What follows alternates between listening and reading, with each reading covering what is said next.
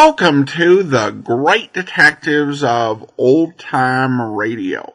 From Boise, Idaho, this is your host, Adam Graham. If you have a comment, email it to me, box13@greatdetectives.net. Follow us on Twitter at Radio Detectives and become one of our friends on Facebook, facebook.com/Radio Detectives.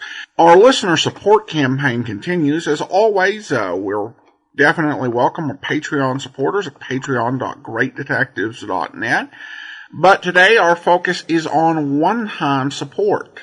And you can support the show on a one-time basis, support.greatdetectives.net, by using the Zelle app to box13@greatdetectives.net, or by mail to Adam Graham, P.O. Box 15913, 15913, Boise, Idaho 83715. And if you send along a donation of $50 or more, we'll happily send you one of our two remaining replica badges.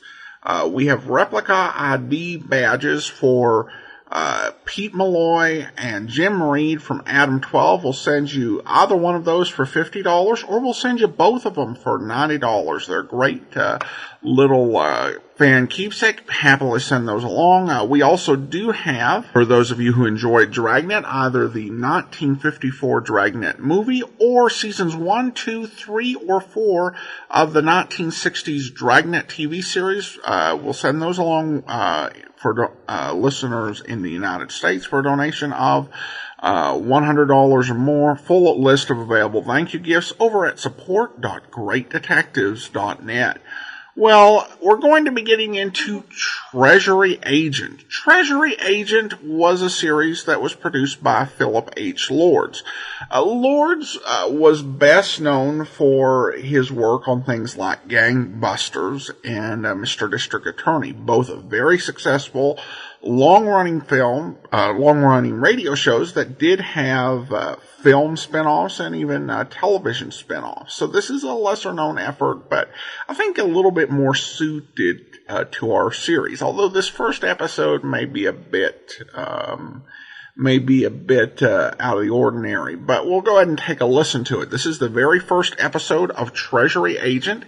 It originally aired on April the 14th, 1947, and the title is The Hate Racket.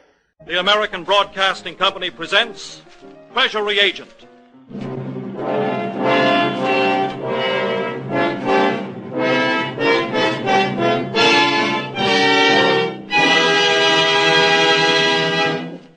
United States Treasury, the largest law enforcement agency in the world, consisting of United States Secret Service. We protect the President of the United States at all times and protect the money of the United States from counterfeiting. United States Revenue Intelligence. We have jurisdiction over tax fraud and evasion. United States Bureau of Narcotics. United States Internal Revenue, Border Patrol. United States Alcoholics Tax Unit.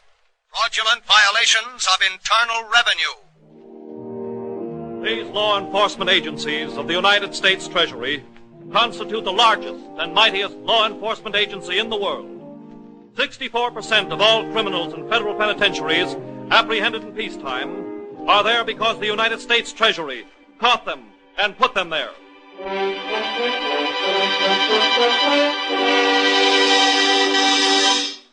And now, Elmer Lincoln Irie, former chief coordinator of all the aforementioned Treasury departments for the past 10 years. Elmer Irie, who many have called the world's greatest detective, the man who personally planned the smashing of the Al Capone gang, the placing of the Treasury notes which solved the Lindbergh kidnapping, and hundreds more. So listen to what Elmer Irie has to say. The cases which will be portrayed are based on the general modus operandi of the United States Treasury agents, operating here and all over the world. The United States Treasury has over 3,000 highly trained agents. And yet the public knows very little concerning these agents who protect your money, protect the borders of your country, protect you from fraud, narcotics, and misrepresentation. Many of the biggest and most powerful criminals in this country have been brought to justice by the patient work of our highly trained Treasury agents.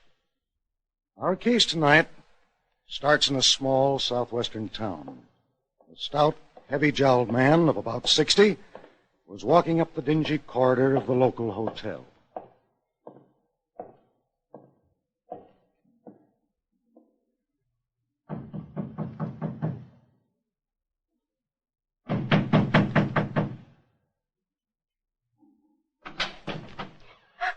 Colonel Cephas. Hello, my dear. I thought you were still in Washington.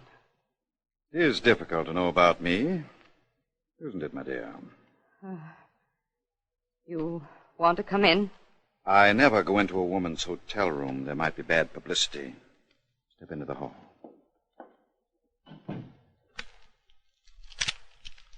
You must have left a trail from Washington down here with those peanut shucks.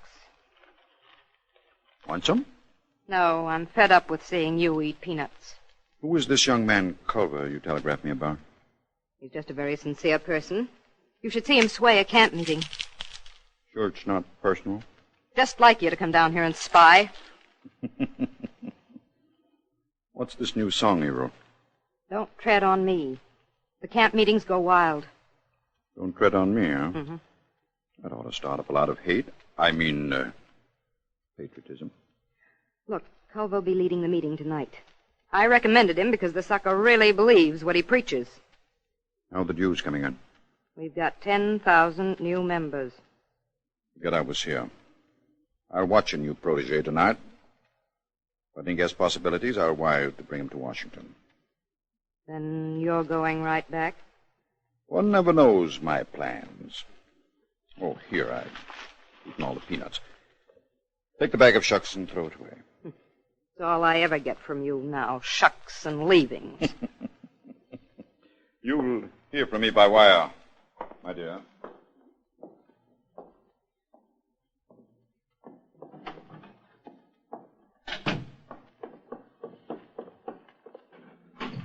Come out, Culver. What was the idea of shoving me in the closet? If somebody had come in, it might have looked bad. Oh, but I'm innocent. You'll be late for the meeting, Culver. Now stir them up good tonight. Get the camp meeting into a frenzy. Maybe if you do well, I can take you back to Washington. I sure will try it.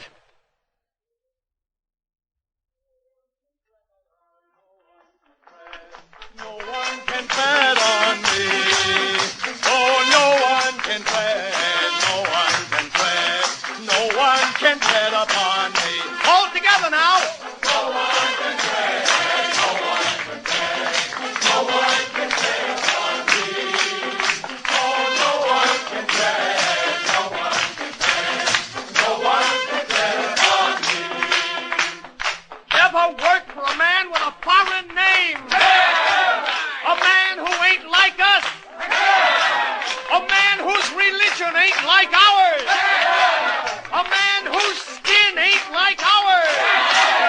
No one can tread. No one can tread. No one can tread upon me. Oh, no one can tread. No one can tread. No one can tread upon me. Don't let a foreigner get nowhere. I hate the foreigners. Hate them all. Don't stand for no religion but ours. We hang together and hate them. No one can tread upon me. Oh, no one can tread. No one can tread. No one can tread upon me.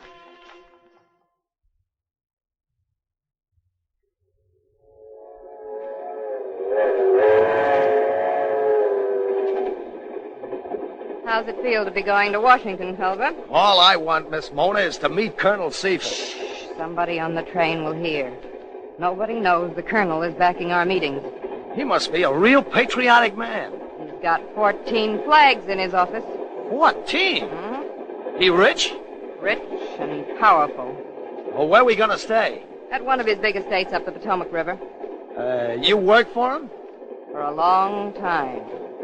I take charge of the different societies we start up and all the speakers we send out. Oh, I'll speak. I'd rather speak than anything in the world. Why should we let foreigners take our Not jobs? too loud, Culver. People are looking. Wait till we get to Washington.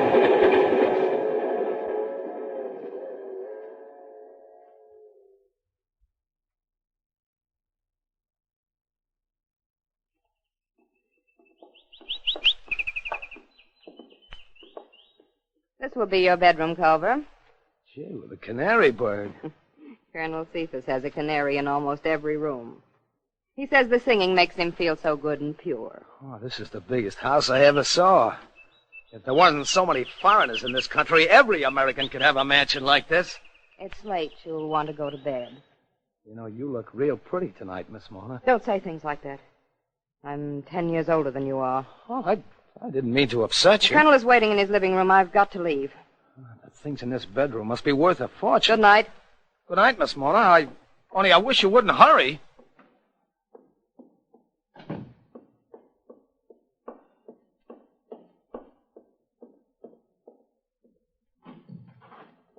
Come in, Mona. Well, Colonel, I suppose you had a good time sitting there at your desk, listening to every word. You look real pretty tonight, Miss Mona. I knew you'd pick on that. Don't you feel a little ashamed to have a hidden microphone in every room in the house? Sometimes interesting to know what your guests say after they go to their rooms. Want some peanuts? No. No, the shucks either. Your protege really is a fanatic, isn't he? All our other speakers are fakes. They know we start up the groups for profit. I just thought it might be a good business to have one speaker who really believes what he preaches. Listen. He is going to bed. Just dropped his shoe. Tell me more about your trip, Mona. 16 new groups, 14,000 new members, $5 a month dues. What did you base the Western meetings on? Race hatred. Include religious hatred also. They pay their dues better. Funny he hasn't dropped his other shoe.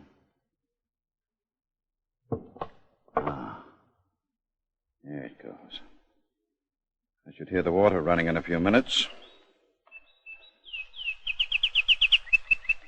I suppose the canary singing makes you feel good and pure, even though you are eavesdropping on a person going to bed. Always understanding, aren't you, my dear? Colonel, you've made yourself rich selling hate.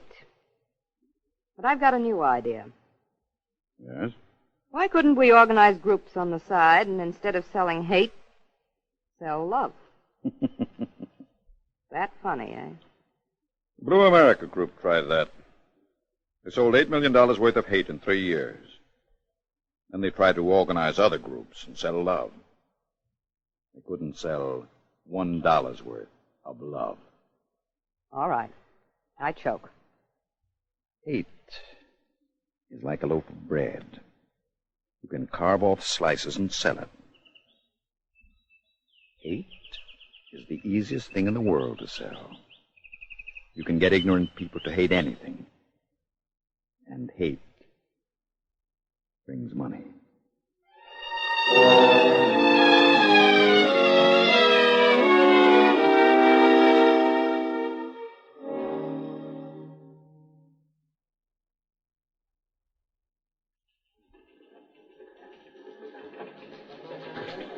United States Treasury Forms A are to be taken immediately to Secret Service.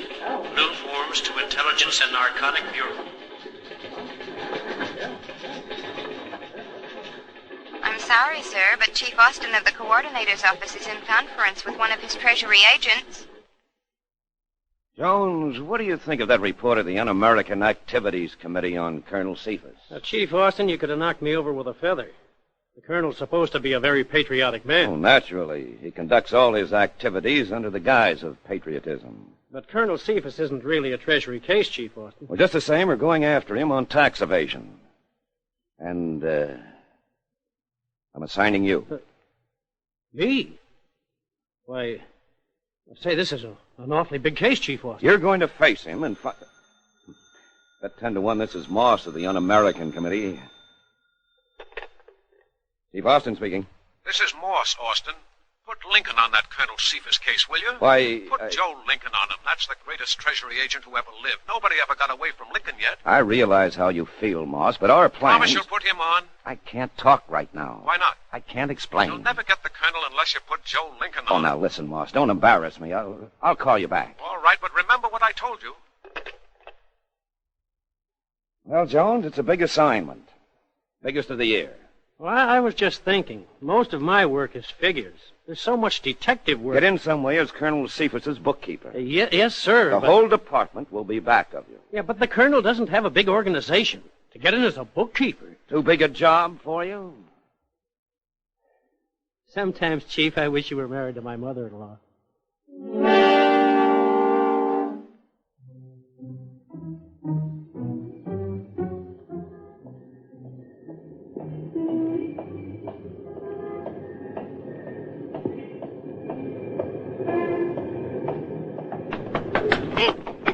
Let go of my pocketbook. Let go. Let go of me. Stop it. Don't worry, lady. I'll take care of him.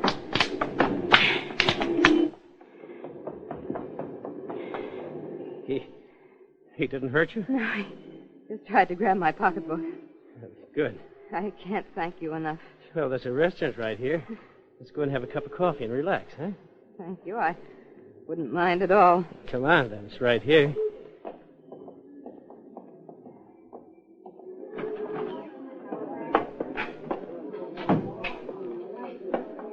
Yeah, see, there's a booth over there that's empty. I don't know as I really should be doing this. You move in first, huh? There now. Boy meets girl. I'm almost glad the man tried to rob me. Who are you? Mona. Mona what? Mona Warren. Who are you? Jones. I never heard the name before. No. My mother made it up. What's your first name? Keith. Well, I guess we're acquainted. Yeah. I guess the waitresses are all busy right now. Hey, what do you do? Well, I'm sort of associated with Colonel Cephas. Oh, the Colonel Cephas? Mm-hmm. Gee, he's a big shot, all right. What do you do? I'm a bookkeeper looking for a job. You don't suppose you could get me a job with Colonel Cephas, do you? Why, I don't know. Well, I'm a good bookkeeper. Would you ask him for me? Sure. And you'll try hard? I'll do what I can. He does most of his work from one of his estates. Yeah. And you'd be there? Sure. I'd like that. I don't think I'll wait to get something to eat. Why not? We just came in. Well, I'm not hungry. Well, what are you afraid of? Nothing. Well, here, let me write out my telephone number and address. All right, but please hurry. Okay, but why so jittery? Did the fellow trying to hold you up make you jittery? No, only... Well, I'm afraid to be seen with you. Okay, I don't know what it's all about. Oh, you married? No. Well, that's beyond me. But if you're truly upset... Here, try and get me that job, won't you? I promise. Now, you've got to let me go. If I can get him to hire you, I'll call you. If I can't, just forget you ever saw me.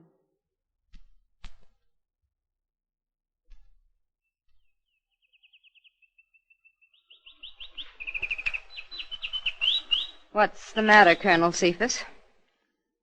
Just thinking, my dear. Some peanuts? No. I'm expecting a guest tonight, Mona. Put him in the blue room. Who? I doubt if you know him. Oh, for heaven's sake, stop sitting there like a baboon and eating those peanuts, will you? Not the same old Mona, are you? Cut it out, Jay, will you? You know what I gave up to come and work with you. 17 years I've given you the best of my life. I was in love with you. I've done your dirty work for years, and this is all I get. You think the bird sings better on that new type of seed? Oh, what's the use? That's the only thing I haven't done for you. Eat birdseed and sing. Eat peanuts and scratch myself. You'd better answer the door, my dear. Tweet, tweet.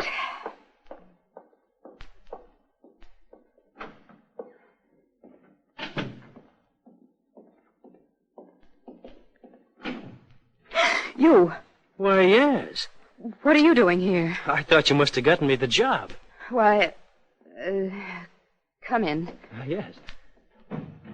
Would you wait here a minute? I'll go and speak to the colonel. Why, sure.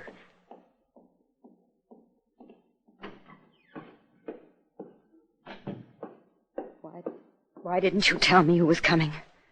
Don't you like surprises? Why did you do this? What are you up to? I've been thinking for a couple of days over the experience you had the other night. My dear. How you went into the restaurant with the young man who saved you from the pocketbook snatcher. How we told you he was a bookkeeper, needed a job. But I asked you, and you said you didn't want a bookkeeper. The more I thought of it, my dear, the more suspicious I became.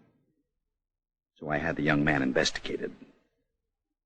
He happens to be a United States Treasury agent. A Treasury agent? Evidently, we're under investigation. But then why did you hire him? We're going to be under investigation by a Treasury agent. I prefer to have him under my eye, so I can feed him what I want him to know. Oh, yes, but our books, are they all right? You'd be surprised to know what I'm prepared for. Show him to the Blue Room, Mona. And I suppose you have your microphone connected to that room? Naturally.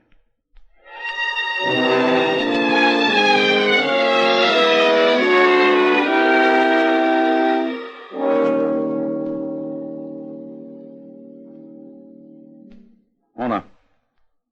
Mona, come here. What's the matter, Colonel? Trouble? Last week, that bookkeeper Jones has been getting acquainted with Culver. What of it? He's up in Culver's room now, putting that radical up to something. But what? Listen.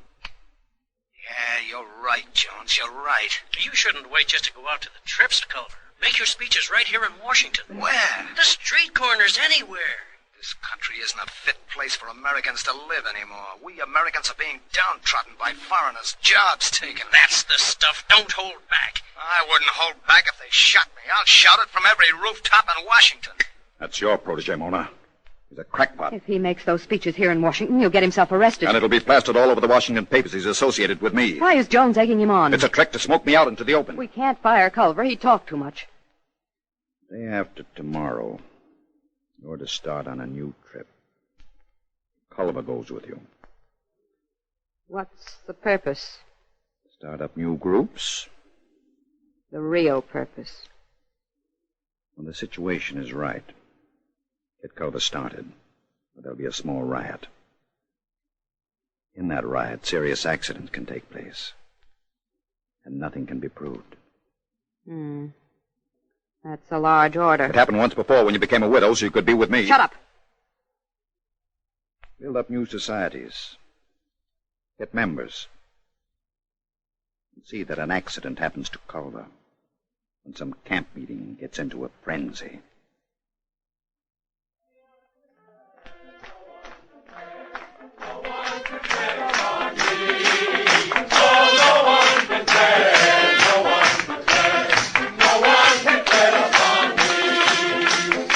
Never worked for a man with a foreign name. A man who ain't like us. A man whose religion ain't like ours. A man whose skin ain't like ours.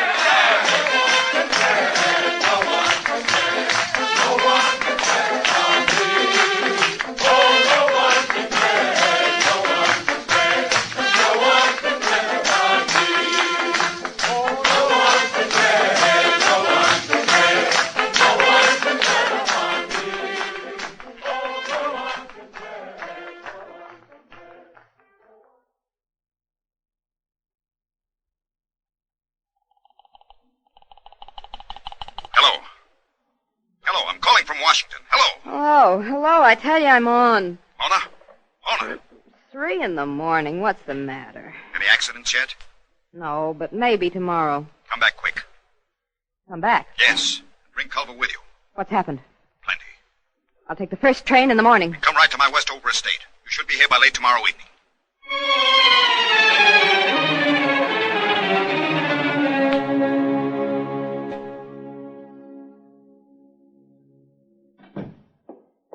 I came right from the train, Colonel. What's the matter? Sit down, Mona. Of course, you know We're in this together, my dear. If you soften enough to put it that way, it must be bad. Mona, I pretended to swallow Jones' story. He is a Treasury agent, isn't he? Yes. I thought by pretending I didn't know it, taking him on as our bookkeeper would be a good way to handle him, but... Has he gotten anything on us? Why the gun in your drawer? Don't be dramatic. It's merely for a great emergency. Look at these papers. Huh? Look at all these figures on them. But these are photostats. I didn't want to touch the real papers. Jones has them hidden in his room. He's evidently just compiling the figures. He hasn't used them as yet. I don't understand. Each one of these figures is the serial number of dollar or $5 bills. What bills? Use your head. Haven't we set it up so when the members of the societies pay dues in cash, it goes to banks under different names, so we don't pay income tax? Oh. Then these bills are the serial numbers of the bills paid to us for dues. If that Treasury agent can trace those bills to the different banks where they were deposited, it means the penitentiary. Oh, no, Jay. Oh, yes, Mona. Exactly that. We're in time. You're leaving on another trip in the morning, and I'm sending Jones along. To get what you planned for Culver. Precisely. I'll ring for Jones now. One more thing. Ever hear of a very famous Treasury agent by the name of Joe Lincoln? Of course. Well, our bookkeeper is none other than the famous little giant killer, Lincoln. Jones is Lincoln, the famous Treasury agent? And I paid plenty for that information. Oh, no wonder we're on the spot. You want me, Colonel Cephas? Yes, come in, Jones. I was waiting outside. It's a beautiful night out tonight. Have some peanuts, Jones. No, thank you. Jones? Hmm? Miss Mona and Culver are starting on another trip in the morning. We'll organize a few other patriotic groups. I almost wish I could go along. Well... That's strange. I was just going to suggest it. Oh, I see. A short trip. It'll give you a better idea how we operate. I see.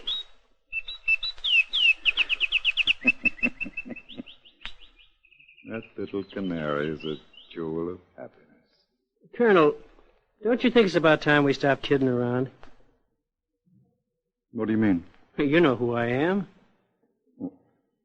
I don't understand. Well, you know I'm a Treasury agent. You knew it even when you hired me. This is very interesting, Jones. Tell me more. Well, when I was egging Culver on to give his fanatic speeches here in Washington, you had a microphone on the wall and you heard me. I think I'll go to my room for a minute. You sit where you are, Miss Mona. I'm very shocked at what you're saying, Jones. You shouldn't be. You had a microphone listening to what I said. Didn't it occur to you that I might use the same device? Here comes Culver. And when he comes in, don't try to stir up his fanaticism into physical force against me. No one can tread upon me. Come in, Culver. Oh. That's a great song, you know, Colonel. Oh, hello, Jones. Well, say, why is everybody so serious? Jones resents our patriotism. Oh, he does, huh? In fact, his real name isn't Jones. It's Treasury Agent Joe Lincoln. You didn't think I knew that one, did you, Jones? You're mistaken, Colonel. Treasury Agent Joe Lincoln is standing right beside you. What do you mean? The man you call Culver is really Joe Lincoln, my boss. Is this true, Culver? I'm afraid it is, Colonel. And I knew the only way to really get you was to get the serial numbers of those bills paid in for dues.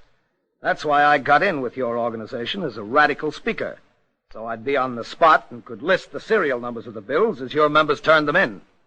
The Treasury Department has been tracing those bills and has traced them to 64 banks under 64 phony names. I can't speak. I've got some smelling salts in my drawer, and My finger. Sorry I had to kick that drawer closed. No, my fingers are broken. That isn't all that'll be broken if you reach for a gun again. Miss Mona, you and the Colonel are under arrest by the United States Treasury.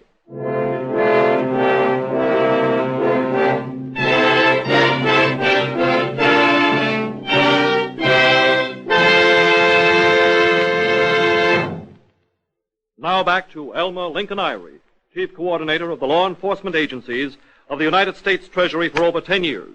Mr. Irie. Colonel Cephas and the woman known as Mona were convicted in the federal court, and both are serving a long time for tax evasion.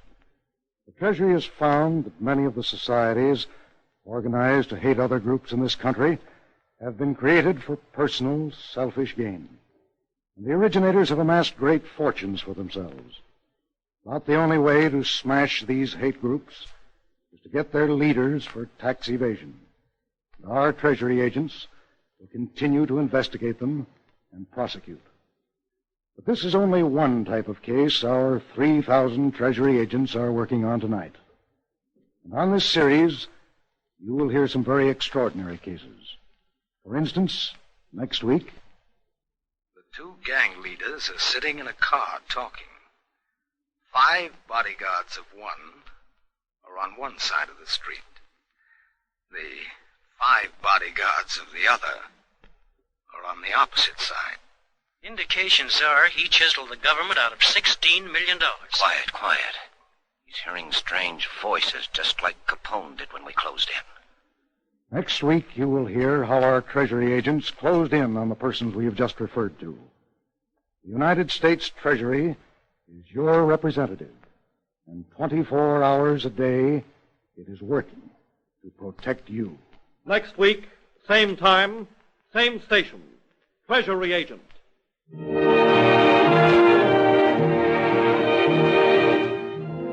Elmer Irie was impersonated. Leading roles were played by Santos Ortega and Everett Sloan. Music under the direction of Bernie Green. Jack McCarthy speaking. Treasury Agent is another Phillips H. Lord production.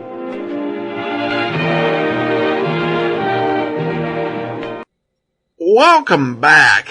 I had really some mixed thoughts on this one, though I ended up liking it. I think that throughout it, I was kind of thinking, this is really not the type of episode you want to do the first episode of your series, because you're essentially not getting your hero out there. And then, of course, we learn at the end that he had been there kind of in the background without us knowing it. And while I was dubious about doing it in their first episode, I honestly don't know if you could have done it in any other episode. The idea that your main character is somebody who gets introduced that, at the end of the episode we realize he's been here pretty close to since the beginning. And it turned out then that the Treasury Department was able to infiltrate the group on 2 different levels. And in some ways, the Treasury agent who came in as Jones, I thought that was a nice bit of subterfuge the way it turns out, because, it's just such a clumsy way to get in. And so our villains are thinking, okay, so the Treasury agent wants to investigate. We've got the one person they sent over, in this really sort of obvious ham-fisted manner, while the feds are actually being a little bit more subtle than our peanut-chomping villain gave him credit for. This episode of Treasury Agent was just one of many programs that focused hate organizations similar to the Ku Klux Klan after World War II. This was just a few months after the Clan of the Fiery Cross storyline aired on the Adventures of Superman radio program. Though this one has the distinction of coming up with a catchy tune for the hate group. Not certain they thought that part out. Though maybe the series was just trying to establish that in addition to being the world's greatest Treasury agent, Joe Lincoln could do some composing on the side. The tune does sound a little familiar, I just can't place it at the moment. It was interesting to hear this as something that the House Un-American Activities Committee would be concerned with, since most people just, if they remember it at all, just associate it with concerns with communism. But it makes sense they'd be interested in investigating some of these hate groups as well. Well, I do want to let you know this series does have a pretty limited run. So in 4 weeks, we're going to switch from Treasury Agent to T-Man. So plan on that coming in 4 weeks, starring Dennis O'Keefe. And of course, this is a listener support program, so you can support the show on a one-time basis, support.greatdetectives.net. And if you do send along a donation of $25 or more, I'll happily send you a Colonial Radio Theater audio drama. Among the options they do have are 5 different Perry Mason adaptations adapted from the original stories by Earl Stanley Gardner. A full list of available thank you gifts is at support.greatdetectives.net. Well, I do want to go ahead and thank our Patreon supporter of the day. Thank you to Joel, Patreon supporter since August 2015, currently supporting us at the Shamus level of $4 or more per month. Thank you so much for your support, Joel. All right, well, that will do it for today. Join us back here tomorrow for our last listener support special. And then on Monday, we will be back with Box 13. Next Saturday, another episode of Treasury Agent. In the meantime, send your comments to Box 13 at greatdetectives.net. Follow us on Twitter at Radio Detectives and become one of our friends on Facebook, facebook.com/Radio Detectives. From Boise, Idaho, this is your host, Adam Graham, signing off.